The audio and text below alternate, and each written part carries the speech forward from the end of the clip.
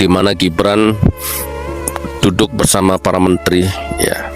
Biasanya kan presiden dan wakil presiden gitu ya, bersebelahan. Di depannya berkeliling para menteri-menterinya. Nah, yang kemarin itu Gibran tidak bersebelahan dengan presiden, melainkan bersatu dengan para menteri-menteri. Oke, lalu viral di medsos ya. Viral di medsos.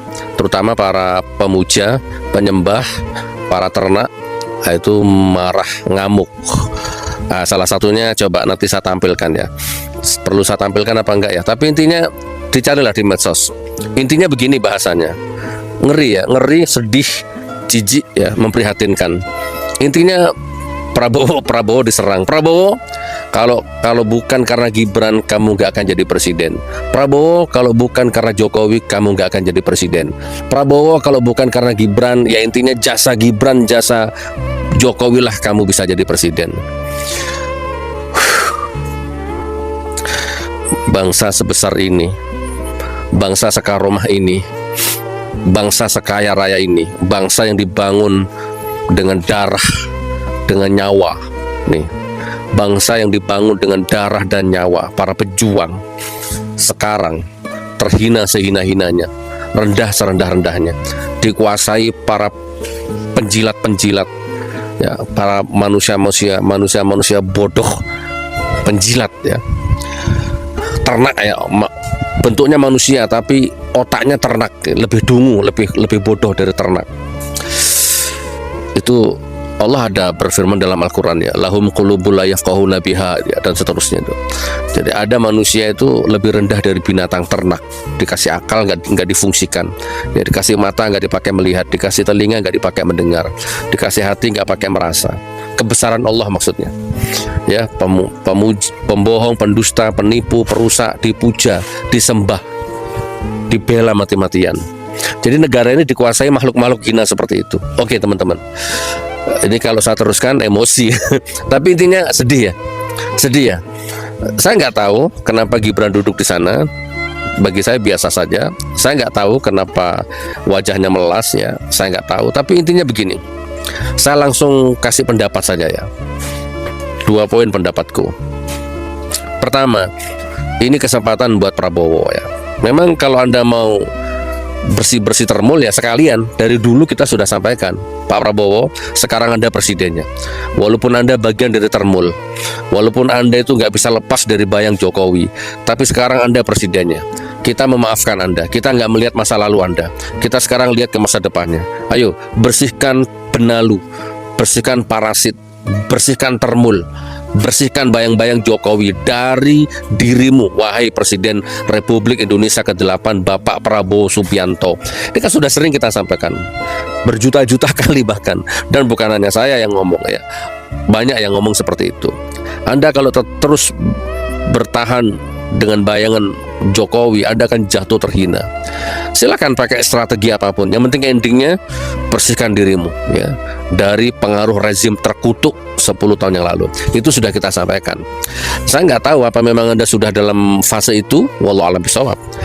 Oke, itu poin pertama. Jadi ya saya dukung ya, monggo kalau mau dibersihkan, bersih-bersih ya. Jadi biar negara ini kembali ke khitohnya, bangsa ini kembali ke jati dirinya sebagai bangsa yang bermartabat. Ya kan? Soekarno selesai, lengser selesai, nggak ada ternak Soekarno, nggak ada. Ya kan? Soeharto 32 tahun berkuasa, lengser, udah nggak ada relawan ternak Soeharto, kan nggak ada. Pernah kan sudah kita sampaikan, siapa? Megawati, lengser, selesai. Nggak ada ternak Megawati, nggak ada. Terti nggak ada. Terbi, ternak Habibie nggak ada. Terdur, ternak Gus Dur nggak ada. Coba. Terye, ternak SBY nggak ada. Walaupun ketuanya adalah anak presiden, tapi bukan berarti kemudian segala hal bisa dilakukan terhadap partai yang dipimpin oleh anak presiden. Gini, ini bagi seluruh rakyat untuk memantau, mengawasi.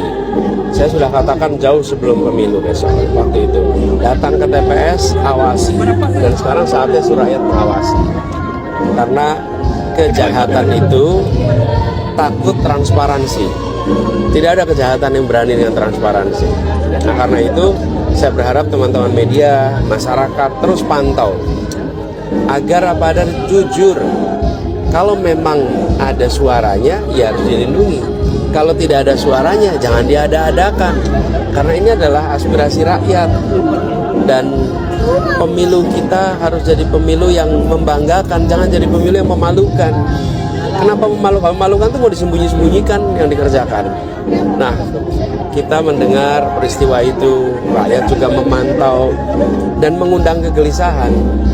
Kalau ini bisa terjadi, berarti yang lain-lain bagaimana? Mungkinkah ada kejadian-kejadian serupa yang tidak diketahui? Jadi jangan sampai peristiwa-peristiwa yang merupakan penyimpangan lolos dari pengawasan, dan lebih penting lagi jangan sampai dibiarkan terjadi.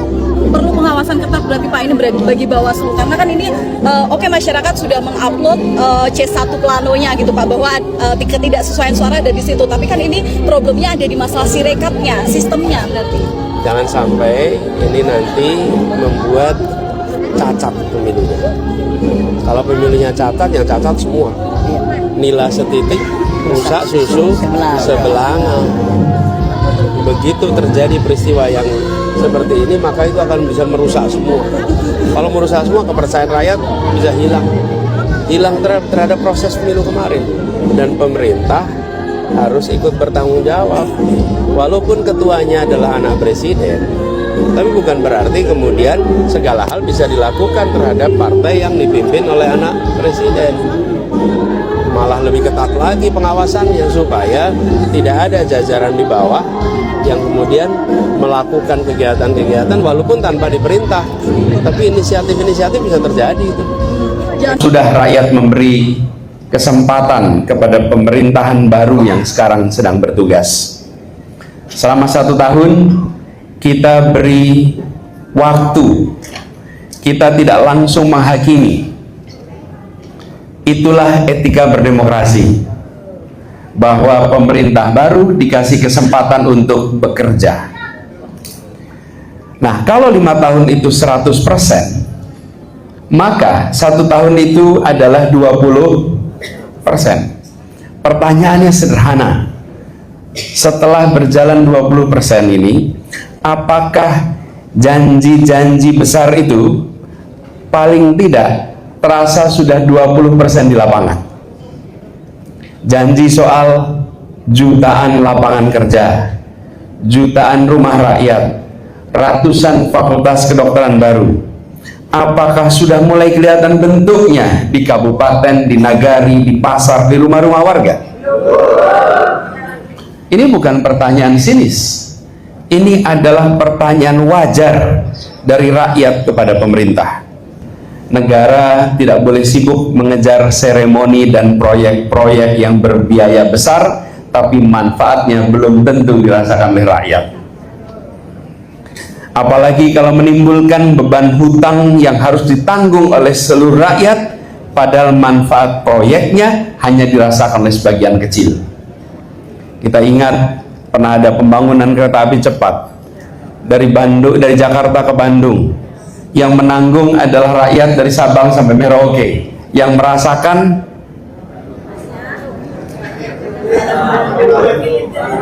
inilah contohnya. Halo teman-teman, jumpa bersama saya di Politik Dangi ya. Ini semakin luar biasa teman-teman. Bagaimana kalau kita melihat ya, ini Gus Nur memberikan pernyataan yang sangat menohok. Ya kan, bagaimana pemberitaan tentang tempat duduknya Gibran dan Prabowo beberapa waktu yang lalu itu sempat viral teman-teman. Karena presiden dan wakilnya duduknya sangat berjauhan ya kan. Prabowo duduk di depan sendirian ya, sedangkan Gibran itu duduk di barisan menteri teman-teman. Dan ini kan menjadi pertanyaan besar sebenarnya. Kenapa? Karena gini teman-teman. Ya kita tahu lah, kepala negara ya, presiden dan wakil presiden adalah satu kesatuan yang tidak dipisahkan sebenarnya dalam konteks apapun, karena memang kedua tokoh ini atau kedua lambang negara ini adalah dipilih rakyat secara langsung ya. Dan ketika Gibran duduk di sebelah menteri teman, ini kan pertanyaan, ada apa sebenarnya ya kan? Apakah ini adalah ada pengaruhnya dengan agenda politik Jokowi yang keliling Indonesia ya. Karena kita melihat bagaimana Jokowi ya sampai saat ini ya punya agenda keliling Indonesia ya. Untuk apa? Untuk berjumpa dengan kader-kader PSI teman-teman ya. Dan ini viral juga ya, Pak Jokowi beberapa kali ya pernah ke Lampung dan sebagainya teman-teman. Tentu Pilpres 2029 ini suhunya sudah mulai panas ya. Bagaimana politik tentu tidak bisa kita telan mentah-mentah teman. Semua pasti ada pesan, semua pasti ingin menang, semua pasti ingin mencari posisi ya kan. Termasuk Gibran. Karena apa? Karena kalau kita melihat SBY teman-teman, periode pertama SBY itu bersama dengan Yusuf Kala ya kan. Kemudian periode kedua dari SBY, beliau kemudian bergandeng dengan Budiono ya kan. Nah, kemudian Jokowi periode pertama Jokowi bersama dengan JK ya. Kemudian periode kedua bersama dengan Ma'ruf Amin. Ini artinya 2 atau 20 tahun ke belakang ini ya, presiden ya selalu tidak bersama-sama dengan wakilnya untuk kedua periode. Tentunya mencari wakil yang baru. Nah, apakah Prabowo ini akan mencari wakil yang baru atau tetap bersama dengan Gibran? Ini jadi pertanyaan besar 2029. Bagaimana menurut kalian? Kita diskusi di kolom komentar ya.